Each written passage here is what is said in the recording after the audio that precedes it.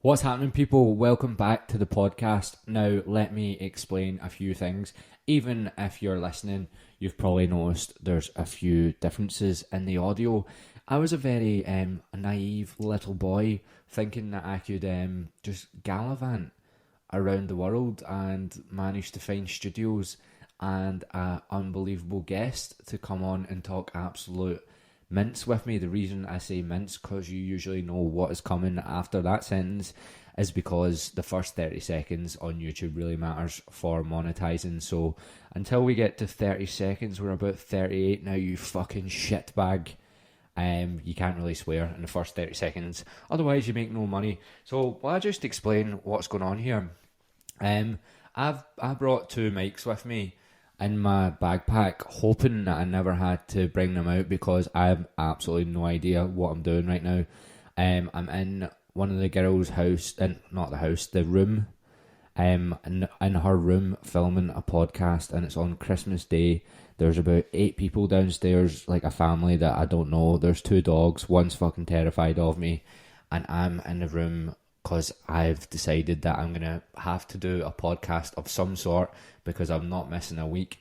And I did want to do one about like just 2022 in general because it's been a very interesting year for myself. So I found an app that allows you to record, so I'm recording on my computer and on my iPhone with a mic, and I've just switched it on. I've done like 2 test videos and I've just hoped for the best that it works. But to be honest, I've wanted to do, make sure this goes down.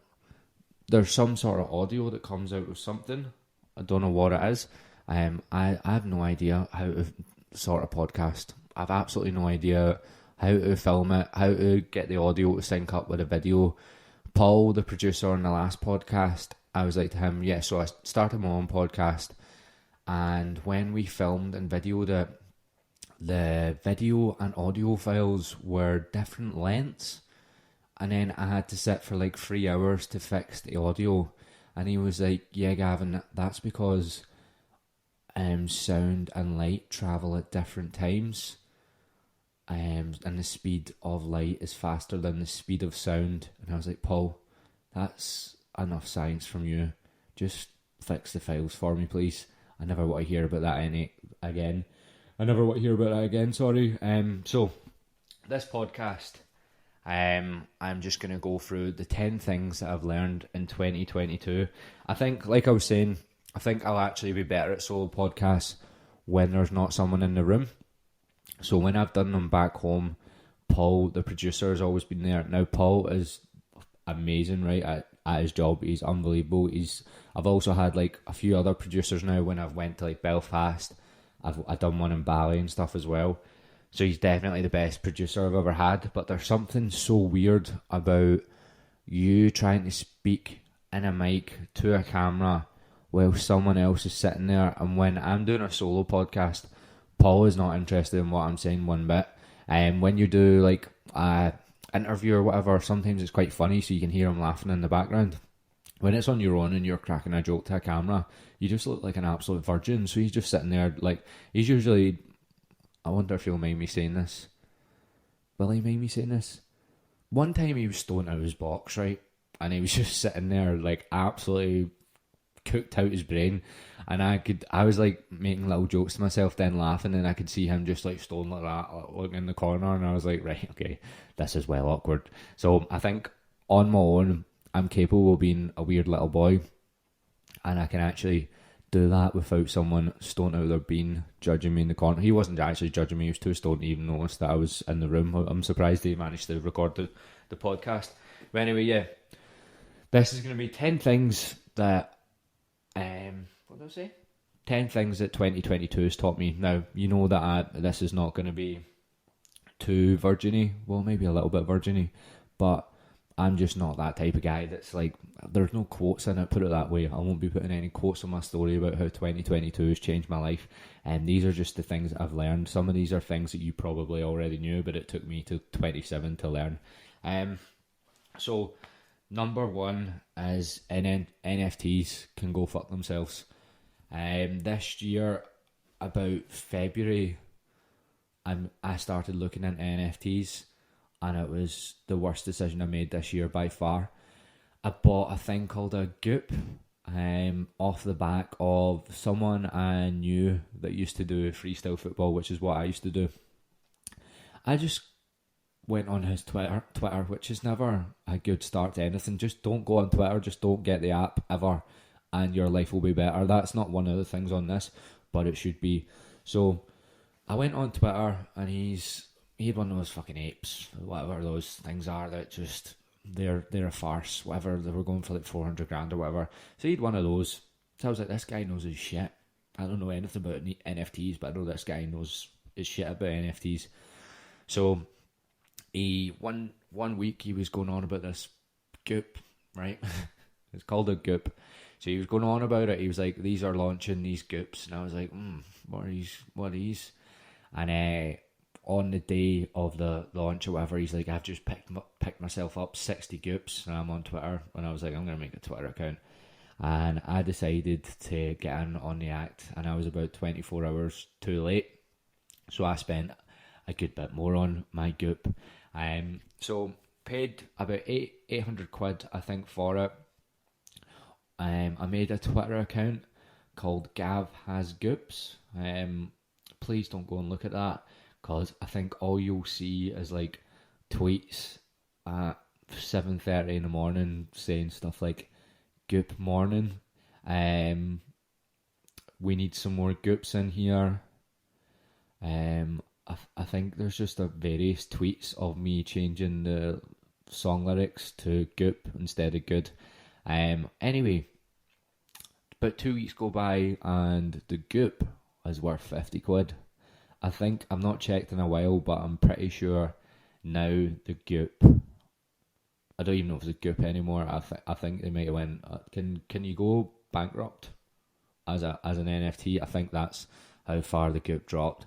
So I shouldn't have listened to Gary V. I got in a thing for about 2 months. These things are like cults, and you always need to watch that you don't get caught in one. I got caught in the Goop train. I lost 800 quid because of it. It also made me start looking into crypto again, and I've threw about 3 grand at crypto that's now worth about $1,000. So yeah, all round bad decisions. And I'm hoping I'll learn my lesson, but history tells me that I won't. But I won't be buying a Goop again, and if I'll probably be making a new Twitter name. Second one, probably a bit more normal. Something that I actually knew in 2021, believe it or not, but I never fixed it in 2021.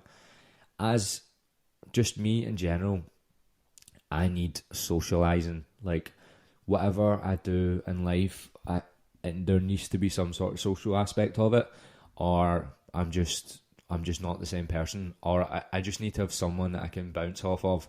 Like literally every single day, even like one day where I'm like on my own the full time.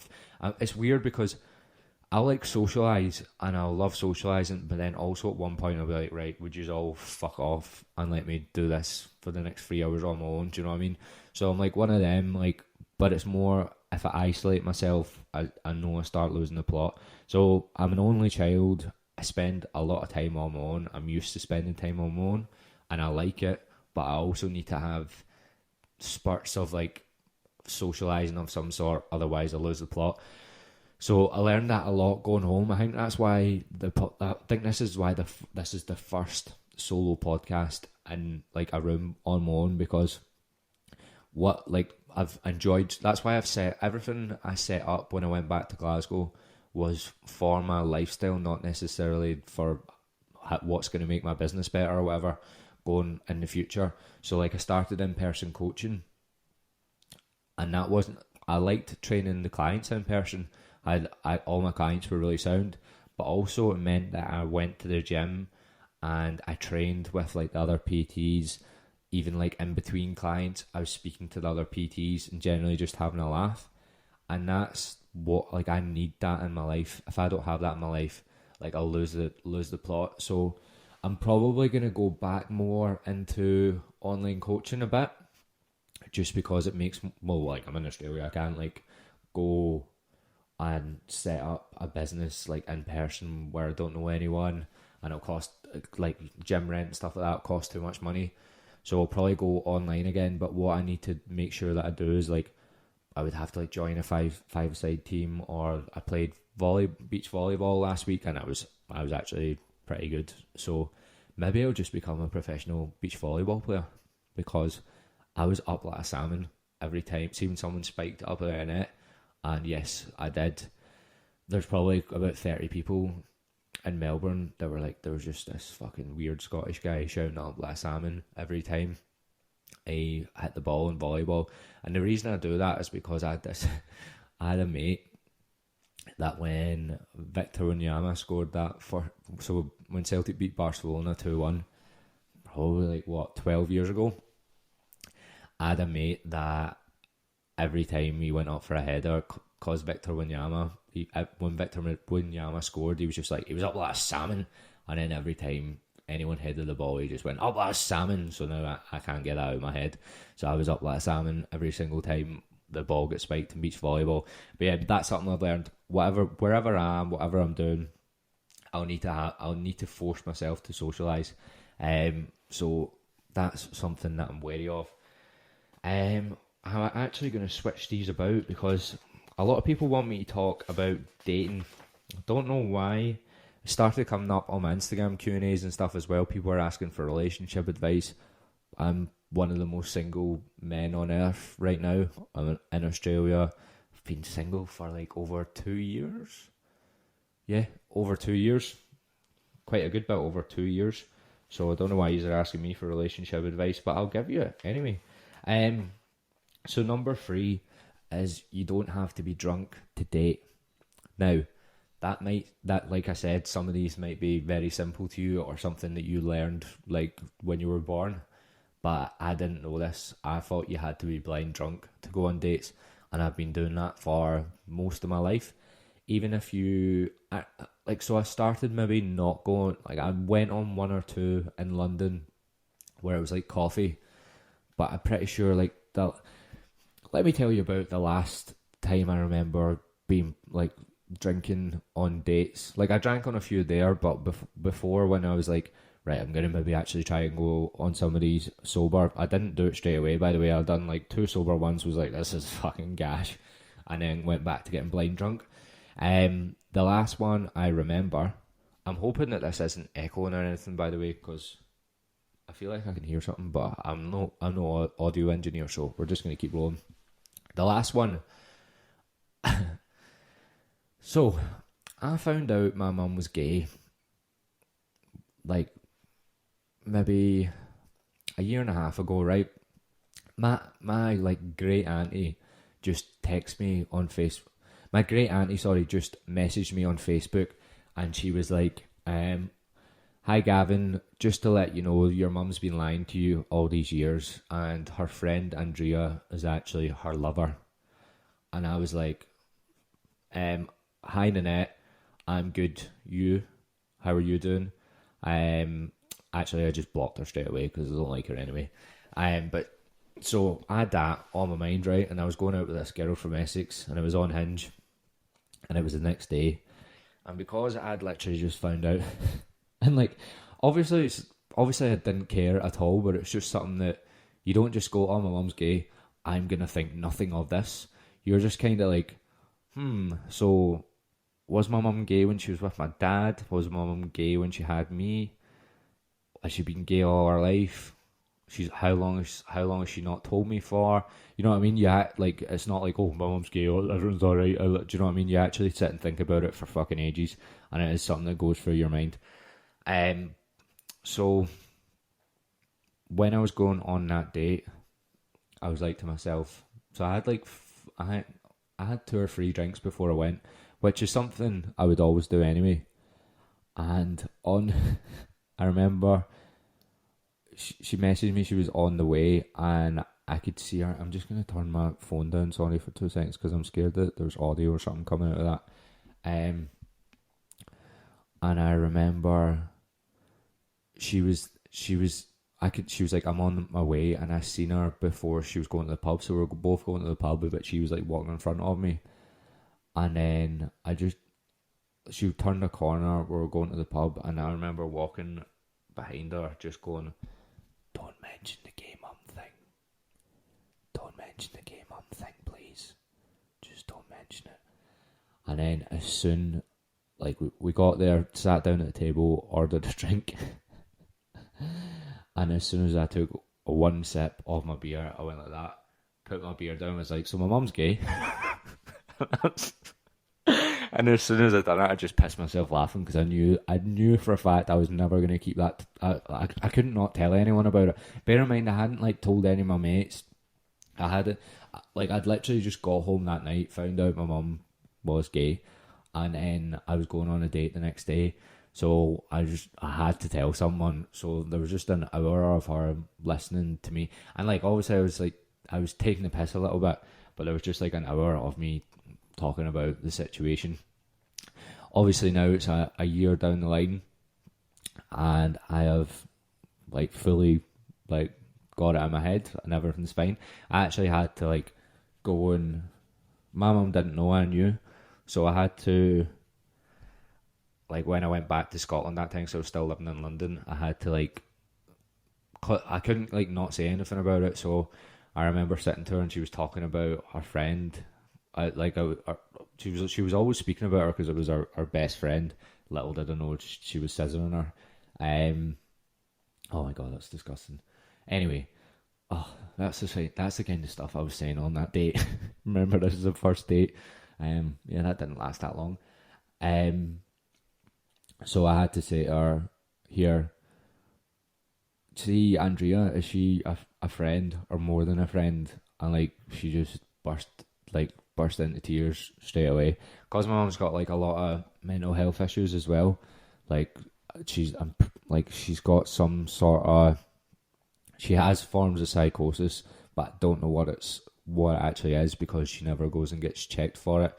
Like a lot of the symptoms look like schizophrenia, but apparently as a therapist you can't even like diagnose schizophrenia, and like there's like psychosis can also be caused by lack of sleep and stuff like that. So you never really know what's actually going on, and she won't really go get a diagnosis anyway. So it's just one of those. It was well hard to navigate, but she said she was scared of telling me just in case, like, cause she's got extreme paranoia, she was scared that like I would disown her or whatever. Obviously, I would never do any of those things, but it's just because of how she is. That's why she never told me for years. Right, I'm gonna go through some of these other ones. Yeah, so actually this was following on, we may as well just go through this one. One thing I've learned this year is I actually don't need alcohol. Like, I actually don't need it. I think I'm going to do 2023 without drinking. I've been thinking about it a while, because the reason I haven't done that before is like I was like when's you kind of like you have to drink, and then I was thinking like, oh, if we're going on holiday you have to drink, stuff like that. But when I was in Bali, I had Aaron and Brad with me, and both of the Aaron drinks sometimes, but like he'll get absolutely on it maybe like 3 times a year, and then Brad just like, even the first time I met him I had like 2 beers and he was like, I'm not drinking at all. So I went out with them a few times, and we're going to a place called Single Fins in Bali. None of us even drank at all, and we're like on the dance floor and stuff like that. We're talking to loads of new people and shit, and I just presumed that wasn't possible without having 10 pints all my life. I was just like, there's absolutely no way you're getting me to do a wee jig on a dance floor with loads of people I've never met unless I'm blind drunk. But apparently you can do it. Obviously it took, because I'd been there for like 2.5 weeks or whatever, we'd already been out quite a few times without drinking. If you asked me to do that like in a bar in Glasgow 3 months ago, I'd have been like, no, I'll be in the house, I'm absolutely not doing that. So I'm starting to learn that I can actually do these things without drinking. The only thing you need to navigate, which is really irritating, is people asking you why you're not drinking, because like everyone just asks about it, but they won't just ask once. They'll ask once, then they'll really judge you for it, and then they'll ask why, and then there'll be like a million questions after it. I've been out a few times in Australia, I've not been drinking, and like I've been asked like 3 times and then they've stopped. But back home, it's like people don't even let you do it almost. It's almost like are like, it's almost like you're breaking the law doing it back home, and people just don't allow you to do it. When I also arrived in Melbourne, because there's other people doing this, there's other people not drinking, but they've actually got tactics, I noticed. So I went this is what I struggled with as well. So when I first came to Melbourne, I met up with like a girl and a guy that I knew from Asia, but I knew them from, like, they lived in Melbourne when I was here as well. So they invited me out, and there was like 20 people there. So there was like 17, 18 people that I didn't know. Now, not having 3 pints before that is different. Like, I'm fine with like going out, obviously, with people I know and not drinking, but I forgot that because you usually just go to those things and like people wouldn't know that you're already a little bit drunk because they don't know you. Or even people that did know you wouldn't know that you've had 3 pints, but it just eases that sort of feeling. Whereas now you're going into it just like with that feeling and embracing it. But anyway, I was sitting talking to them. After like an hour, like I was fine. And I noticed a girl next to me kept going to the water thing. The water. And she was like, she wasn't drinking, and I looked at her, I was like, are you not drinking? And I could see straight away she was about to say something that is like what I would say, and I was like, no, I'm just asking because I'm not drinking. And I just started asking her about it, and she was like, yeah, I've been doing this for 4 months now. And she was like, after about an hour, people just start like, as soon as everyone else is tipsy, they don't notice you're not drinking. So if you go up to the bar on your own and you're ordering like a soda and lime, or like she was just drinking water just to save money. Well, I presume she was definitely saving money because I was spending $5 on Diet Cokes or whatever. So I presume that's why she was doing it. But she was like, it's actually fine, and like you get used to it after like 2 months. And then when everyone gets absolutely pissed drunk, you probably go home and you have a good night's sleep. And like, although people will be like, oh, that's when it gets the best. For me, like, that's when you just keep drinking just to try and make it any decent. Do you know what I mean? When everyone else is like pissed. And like, people, even when you're drunk, it's obviously way more annoying when you're sober listening to people drunk. But even when you're drunk, people do your head in sometimes. Like, even if I've had 10 pints and someone is like stumbling about, I'm like, get the fuck away from me. So it's definitely something that I think I might do in 2023. I went about a month there without drinking, and I went to Sydney, drank one night, but it's never ever worth it for me. So I had a decent night, but I'm 27 now. I've been drunk a million times, so I never like wake up in the morning and go, oh, that was so worth it. I always wake up in the morning and go, that my head is fucking pounding. Right, I think what I've done what have I done? Maybe 5. Yeah. So this one, I'm just going to say it's 5, it might be 4. Pretty sure it's 5. I think what I'm going to focus on now is long form. I think that suits me way, way better. I need to get better at these solo ones. Or do I though? Because I think probably don't, because I probably will just do mostly interviews. I think when I've got someone to bounce off of, like, that's when I know, like, see if like my mate brings me out with 2 of his mates that I don't know or whatever, I just know that that's like when I'm best, like if I can bounce off of someone and take the piss out of stuff. So there probably won't be loads of solo ones, probably just be solo ones when I just can't do an in-person one, and I'll get better naturally by doing them with them. The weird thing is as well, what I've noticed with solo ones, and I noticed this when I was doing it in the studio as well, is like, you don't, cause it's not a YouTube video, you don't know whether to look at the camera or look at, and like if you're thinking about stuff, you need to look about and stuff. So I never know if I'm meant to look at the camera or not. Just another little weird thing that I would like, you know. So, and I noticed, like, I was watching a Jamie Carragher podcast, and even he's like looking at the sky and all that. So maybe you don't need to look at the camera. I think that's something that puts me off as well. But I think what I've realised is going into 2023, I need to focus more on this podcast than short form, because short form drains my energy so much, whereas this doesn't really drain my energy. Like, not when you're doing like an interview. Plus, most of the time, especially like recently, say like the podcast with Brad that done like Unreal, but always was going to do a class because he's been on Love Island. I didn't really need to do much talking, so all I'm thinking about is how to keep him going. And then if he was like, for instance, we talked far too much about Love Island, And then that's all that's in my head is like, right, this is getting too Love Island-y. And that's when switched it to talking about like his gran or whatever. That's all I'm really need to thinking about. Whereas short form, honestly, I can't describe to you.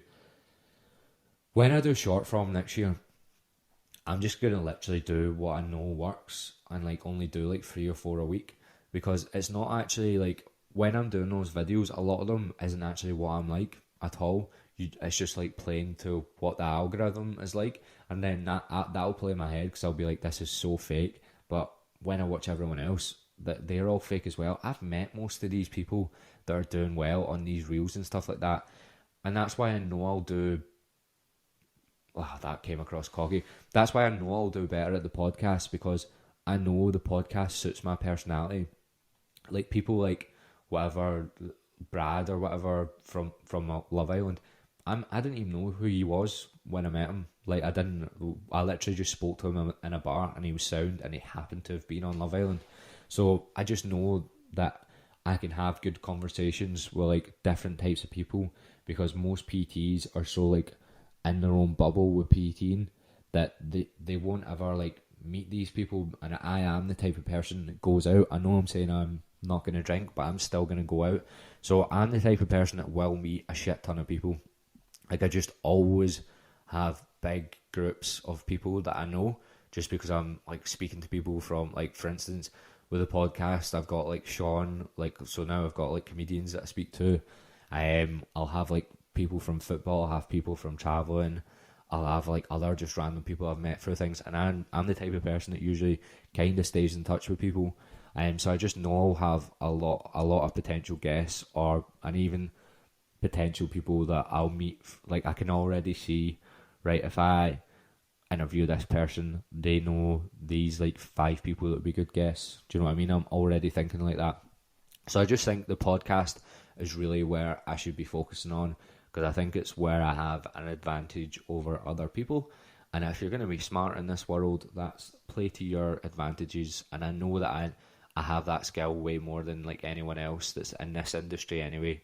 But again, I don't even really know what this podcast is anymore, because it started off obviously because I was a PT. I've done a few fat loss ones and all that, but I don't think I'm going to talk about fitness stuff on here at all, because I actually don't think it's what people want to hear. And if they do, they can just watch I'm still going to keep my Instagram fitness related. Number 6 is, this year I've embraced a lot more how different I am. So up until about 25, probably heard me say this before, I was just the typical going out and getting annihilated type of person. And I would say I think I matured a little bit at 23 when I moved here and I had to start paying rent and stuff. Up until 23, I was an absolute moron. I had no money. Anytime I got money, I would just go. I'd literally go on EasyJet, book a flight somewhere, go there, spend all my money there, come back. And because I was doing freestyle, I'd make money in like spurts. So I might have like 200 quid in my bank, and then the next week I might have 4 grand. That's the way my money was working. And now I didn't have a lot of money because I would spend it straight away. And also, I wouldn't say I was making good money, but I was living at home. I also didn't have like, even though I've been living at home this year, I've got way higher expenses. Like the podcast studio, I was paying gym rent, I was doing driving lessons, and I fucking finished them finally, and got a car, got insurance and all that. So like I've had way higher expenses now. I pretty much have the same expenses running a business, or higher expenses than someone just does like paying rent or whatever. I've already got higher overheads. So where was I going with that? Because I've embraced how different I am, and I was talking about my bills. Where the fuck was I going with that?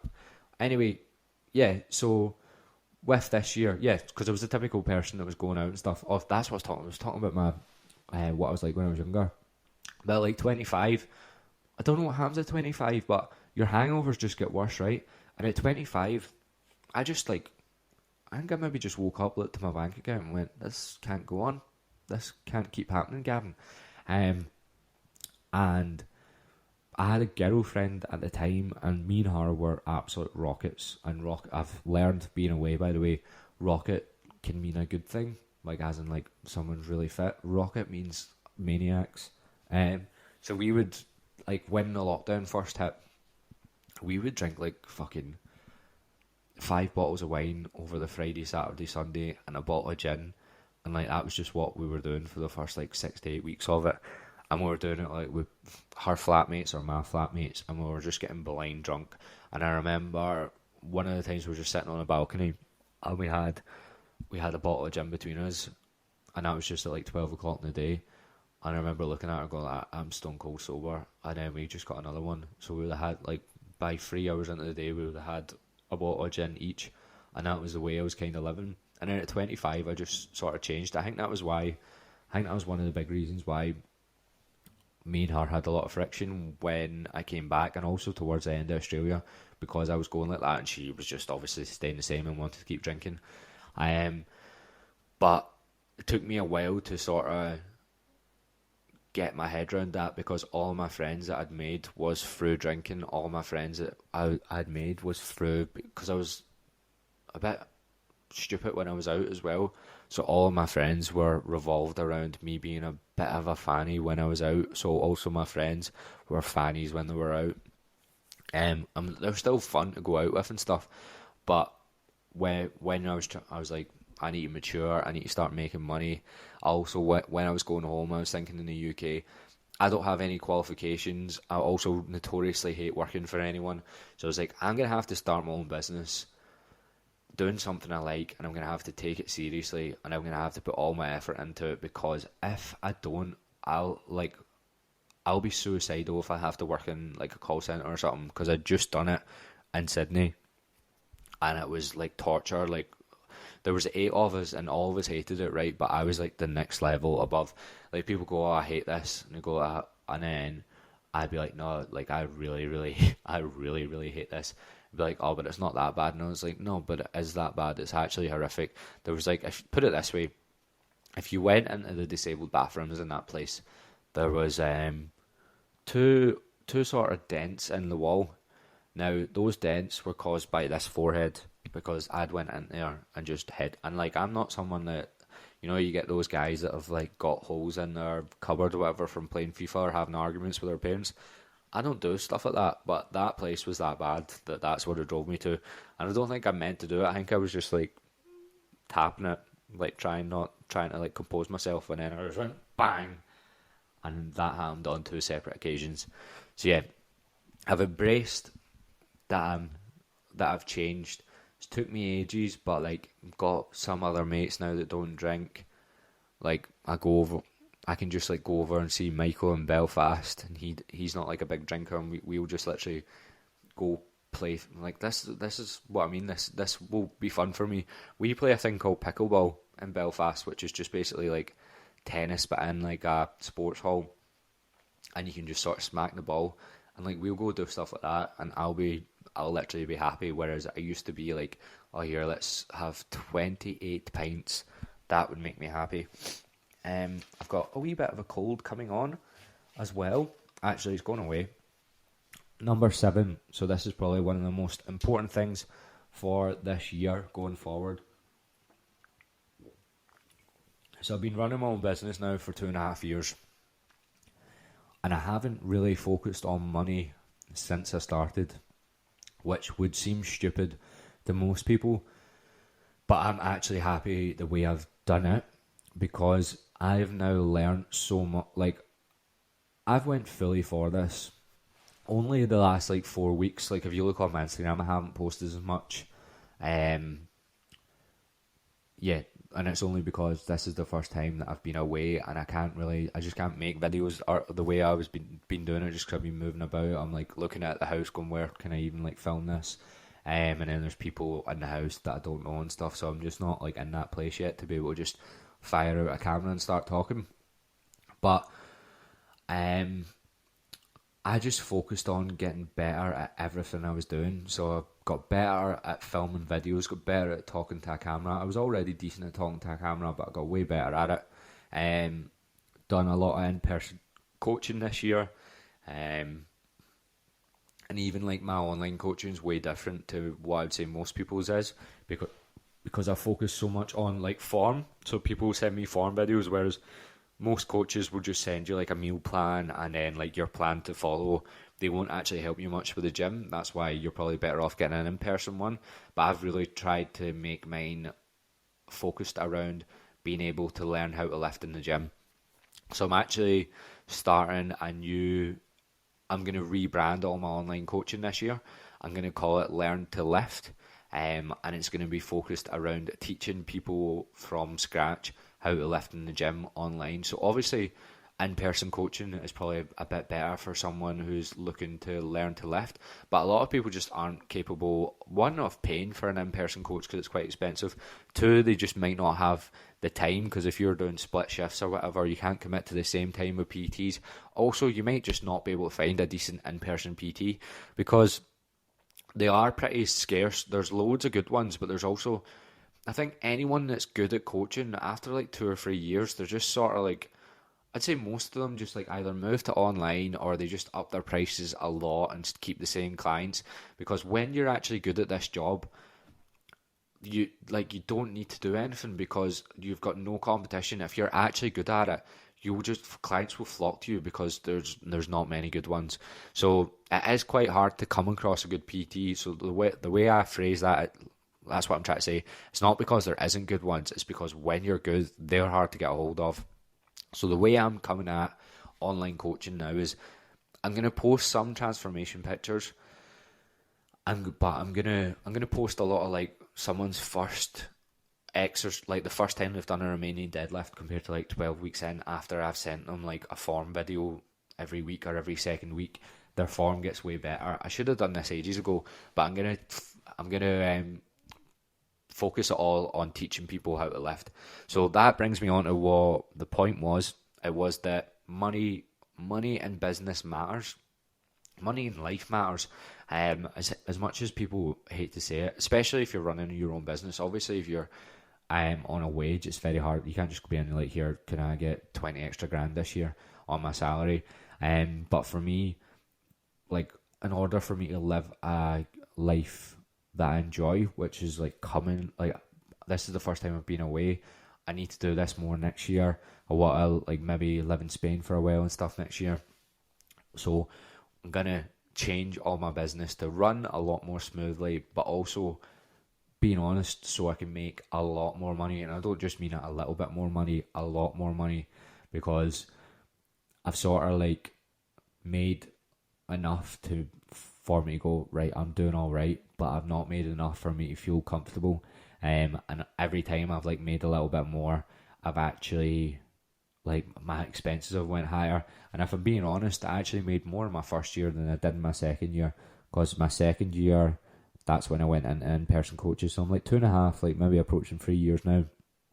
And then for the second part of it, I was like, I'm gonna go into in-person coaching, learn as much as I can, and I'm still gonna do more of that. But for the first 2.5 years of business, which is what I think most people should do, and what most people don't do, is I actually just spent the time really trying to learn as much as I could and help as much people as I can, and do a lot of form stuff, because most PTs can't teach people form. If you go into a gym now, people don't even teach their clients form. So that's the way I came at it. So I don't regret anything I've done, because if I tried to do this before, where I just set it up to make money, I wouldn't be able to make like systems where I could help people's form and stuff, because I wouldn't know how to help people's form unless I actually done the groundwork of learning. Do you know what I mean? So I wouldn't be able to set it up like this unless I took the slower route of actually getting good at my job. And I'm still got loads to learn, and I'm just like that anyway. Like, every time anything to do with work, I see all of it as an opportunity to learn, sort of thing. But yeah, if I'm being honest with you, this year I'm going to make a lot more money, and you should be alright with that, because I think I deserve it, you prick. Yeah, this was an important one for me to learn. So, just coming away and stuff, also moving, because I would have moved back from London just before the end of last year, and like, I've had a lot of conversations with people.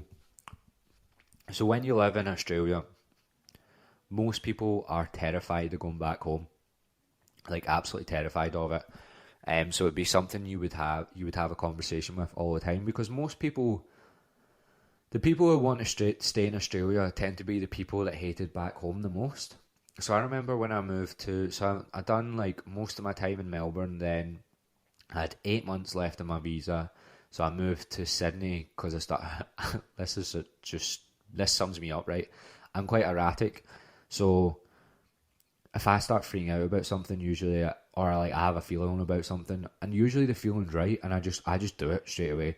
So like my dad will always be like, why do you just don't give yourself any time to think about anything? And it's like, because when I feel the feeling, I know, and I just act on it, because I know myself well enough, and I know when I start getting feelings that like it's not gonna go away, and it's usually the right feeling. Like I'll have the same feelings in relationships and stuff as well. And they're always right. Like if I'm like, I need to get out of this, like I'm right, because I'm not in the right relationship, I wouldn't have that feeling. So I just started going like that. I need to get out of Melbourne because I had 8 months left of my visa, and I was like, I don't want to end up having to leave at the end of this visa, and I've only like lived in Melbourne. I've only like went on holiday once. So it's like, I'm gonna move to Sydney. I tried to like get all these different types of jobs. You could do jobs in like the outback of Australia. The reason I wanted to do them is because one, it'd be a different experience, and I wanted to save up money for doing personal training. So I wanted to come back with at least £5,000 or something, and I'd maybe had nothing, because I'd saved up about £5,000. Then one of my best mates, JB, came over for 2 weeks. We went up the East Coast for 2 weeks, and I spent all of that money. So that gives you an insight as to what I was like as well. So I had this feeling in my head that I had to live somewhere else, otherwise I was going to have not wasted my time in Australia. So I put my room up, moved to Sydney, all in the space of like 2 or 3 days.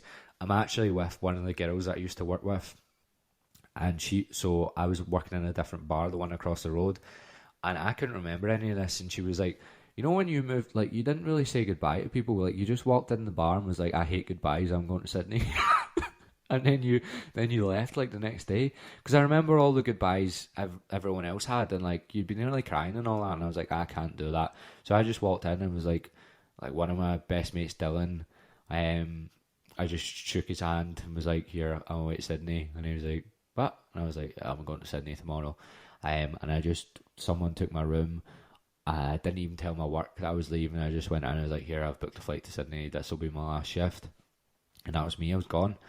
And yeah, so all like when I was in Sydney, I got a job in a call centre, and I just remember every like second night I was having nightmares about being back in Glasgow. That's how much I hated back home before I left. And it's that, this is what I mean about, this is what this one was. It was, you can set yourself up a good life in most places. Number 7 or number 8, whatever we're on. I don't know. I'm not very good with lists. I'm dyslexic with numbers. I think I might actually be dyslexic, and I think I might have ADHD. I was going through one of like, well, I'm just changing topics to ADHD. But anyway, I've spoke to a lot of people that felt the same, and I was explaining to them, once I was back home for like, because it's basically like a breakup. So when you go back home, you have to kind of you just have to go for a breakup, which is so grim. Like, it was horrible. But after I'd done that, then imagine I went to London, and that was like me having a rebound, and it was terrible. And then I went back to Glasgow, and then after that, I'm pretty sure like I used to have like mini meltdowns where I felt like I had to leave and stuff. That whole last year in Glasgow, like, I was fine, and I was actually worried about coming here because I didn't want to like have the feelings that I had before. But I'm not really getting them. I'm actually anxious about staying here too long, in case do you know what I mean? Like, it's just weird. I can't unless you've ever lived abroad and then like had the chance to maybe go back. I don't think you would understand the feelings that go through your head. It's maybe like getting back with an ex and it being good, but you knowing that it didn't work before, because that's what it's like here. Like, there's the visas are so hard to get, the route to stay, there's no easy route to stay. For me, it would be a case of either getting a girlfriend or getting a sponsored job, which I'm not going to do because I prefer doing this, and I've worked hard to set my life up like this. So it's just not something I think I just don't think the pros outweigh the cons, because the cons for me are so huge. Whereas if you do a job and your job you can get sponsored and your job's better than back home, the pros well outweigh the cons here, like massively. Like the life's better here, like it just is. Like the lifestyle's better here. Like if you could just take your family here and take a few of your friends here and you came here, there's no way you would go back. Like it's better, everything's better. But for me, those cons are so high that it's now not worth it. But the good thing is, now that I've had a year, that was the first year back home where I was at, like, I managed to appreciate things back home, because I'd lived in London and that place is such a fucking hellhole. And when I came back, there's just stuff I appreciate.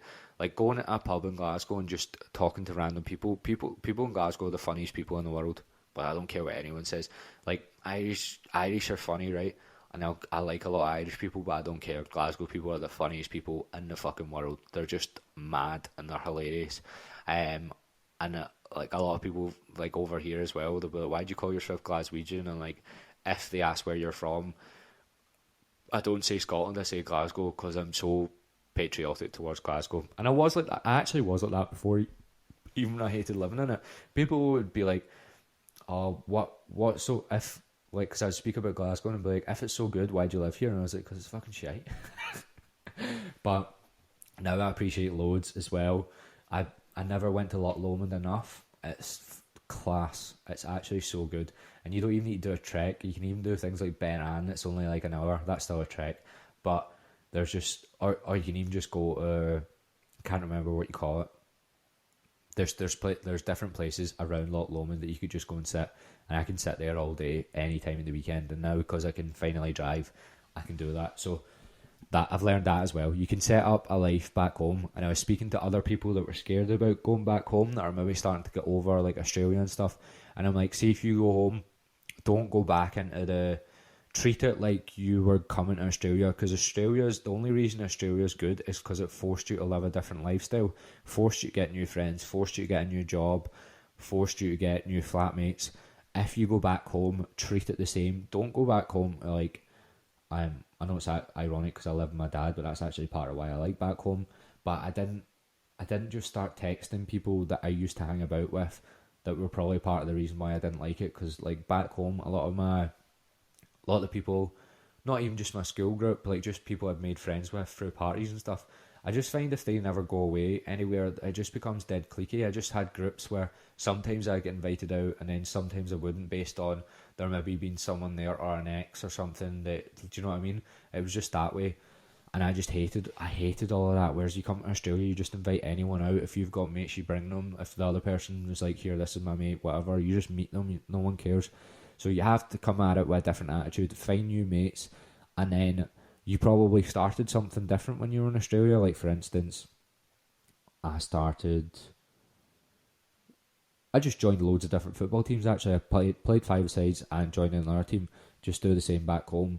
Like, I think when I go back home this time, I seen there's like dips in Loch Lomond, and loads of people just go and do dips in Loch Lomond. That's what I'm going to do, just to meet different people. But that I've learned that like and I need to make, like, I'm the type of person that can just turn up to something on my own.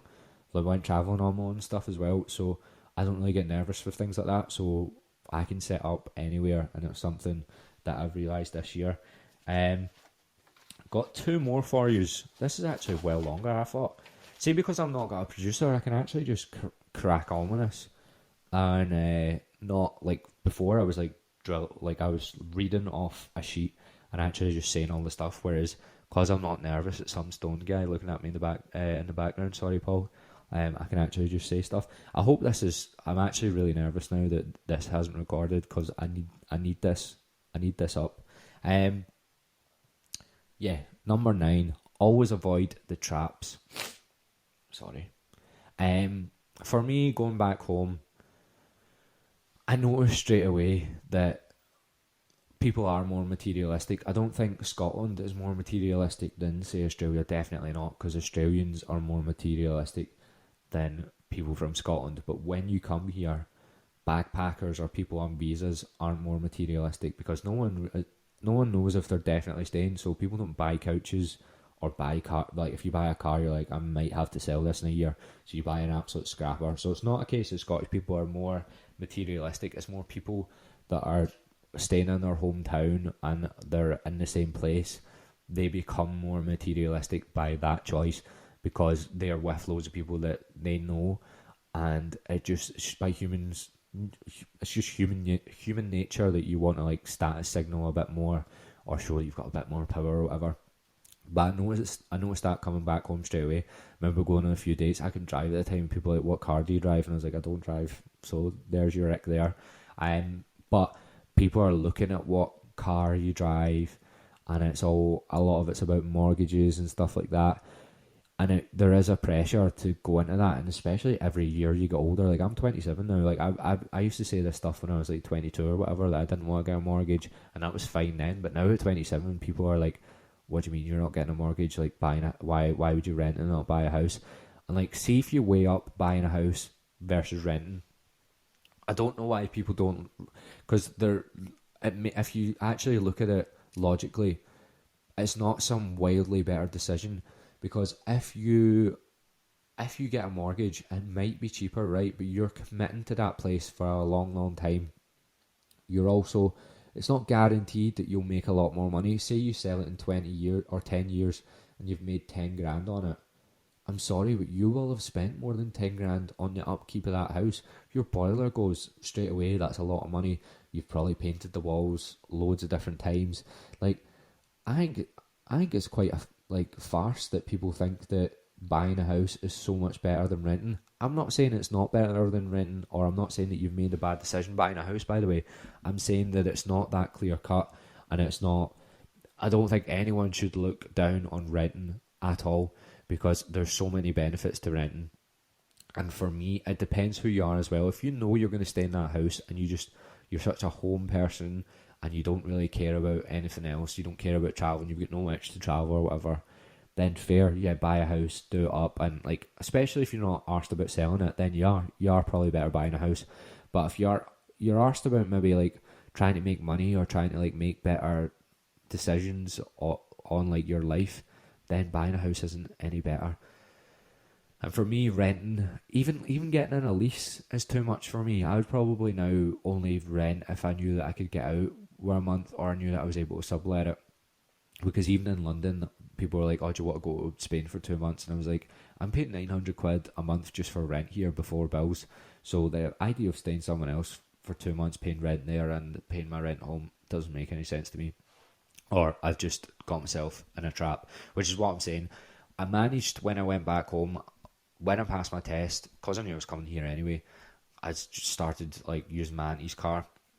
I didn't jump in, like, I was looking at places to rent in like the West End about February or March time, and I just was like, do you know what, there's actually no point in me doing this. I may as well just at 26, 27 live with my dad for a year, because it will set me, and like, if I didn't do that, there would be little chance of me being in Bali in Australia. And would I have preferred to have lived in Partick for 8-9 months this year, or even the full year? Would I have preferred to do that, or prefer to have the flexibility to get on a flight to the other side of the world and be here for 3 months? I would always choose the latter, whereas the social pressure would make you choose the first one. So that's something that I'm pretty big on, and if I think the next year as well, whatever I do, I just want to give myself as little ties as possible to stuff that like involves really committing to it. And I know that probably sounds like the last thing that a girl would want to hear, but that's just what my personality's like. I don't like the idea of not being able to switch things up, because I know how erratic I am, so I need to be able to bail if I want to bail. I think the last one I'm going to end on, by the way, before I do this one, whatever platform you're listening or watching on, if you're on YouTube, give me a wee like.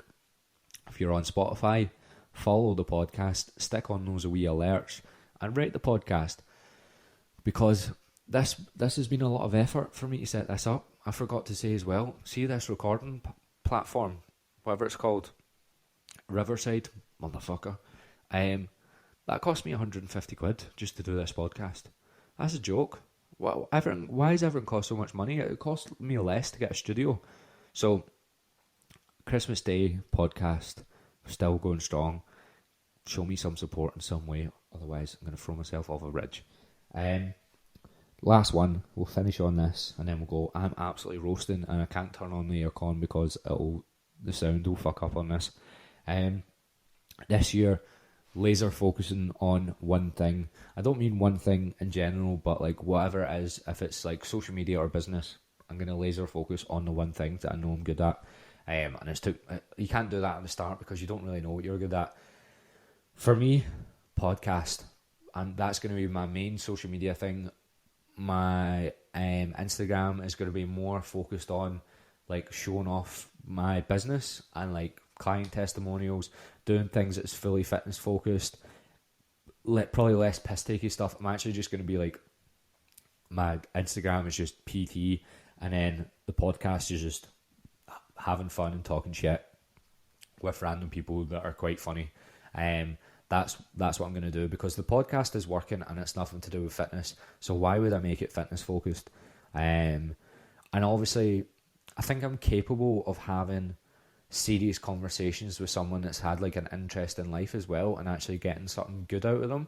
So I don't think it'll be all, because the last few, I done about 10 and maybe like 5 of them were like comedians, and like, or even the one with Brad was a lot more piss takey or whatever. And that's probably my favourite type of podcast. But just, I think as listeners, and you can let me know this, just either see if you DM me something about the podcast, I'll definitely get back to you. Like, people have been giving me like guest like recommendations and stuff. Like, do that all the time on Instagram. I cannot get enough of them. And like, just any feedback you have on this, just DM me and I will get back to you, because I know there's a lot of people listening to this, and they're all listening to they all have different preferences. So I'm not like trying to niche down. I actually just want to like make interesting podcasts, and then some will do better than others, but it'll just keep growing. Because see, since I didn't miss a week of this, it's grew loads. Like they were only getting like 100 listens before. Now some of them have got like 700, 800 listens, and that's just listens on like Apple and Spotify, whereas YouTube, some of them have like 1,000 and stuff like that as well. So let me know anything you want to enjoy. Let me know anything that you have enjoyed, and like what you maybe want to hear more of, what type of podcast you've enjoyed the most so far. So that's my thing. Gonna laser focus on the podcast, get as much interesting guests as possible. Probably take it on the road a few times. If I go back home, I'll probably take it on the road. And go down to like London. I've actually got quite a lot of guests in like Newcastle. Probably have like Brad and stuff on again. Probably like more people that I can get on in Belfast and stuff. I know I've got little studios that I can set up in around the country, so I'm actually going to be able to travel with it. So anyone you want on, let me know. In regards to laser focusing as well, business, like I said, I'm going to focus way more on my systems in business. I'm doing away with, on my online coaching, I'm just scrapping check-ins because I hate them and I'm a shite. I don't think I'm good at them, and I don't think people actually get that much benefit from them. Whereas I know I'm good at like doing form videos and giving people, like, if someone says to me on a Thursday that they're maybe not feeling it or whatever, I know I'm good at like voice messaging them, get them back into things, or just putting things into perspective for them. Whereas check-ins, just looking through things and being like, oh, let maybe change this and this, that's shite. I'm not doing it anymore.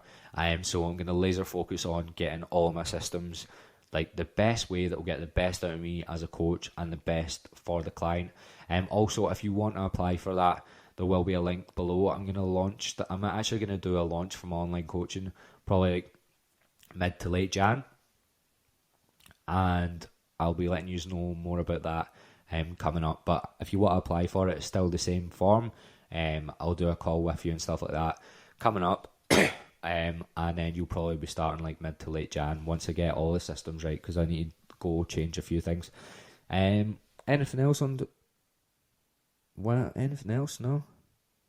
Nah, I think that's that's all I wanted to talk about. Was when I talked about laser focusing, it was pretty much just social media, podcast, and business, money, and systems, basically. So I think we'll end that there. I now need to stop this recording and see what the hell I've actually recorded, because this is on my phone, my laptop's down there, my mic's connected to that. I don't really know what I'm doing, so we'll see how we got on there. Again, thank you for listening. Any podcast guests, recommendations, let me know. Any sort of help at all with liking, rating, or sharing the podcast.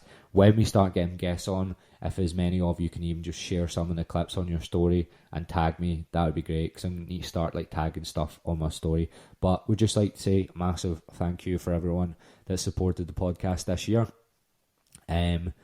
Since I started doubling down on it, it's definitely grown a lot, and I'm getting a lot of traction, especially on like the clips and stuff. The clips are going wild on TikTok, so I'm pretty sure this is going to grow like fuck in the next year. And if you keep supporting it, I'll get better and better guests on, because the more views I can show people that I get, or the more clips get shared, I can attract better guests. So thank you very much. Enjoy your Christmas, enjoy your New Year, even though Christmas will already be done by the time I upload this. And I'll catch you in the next one.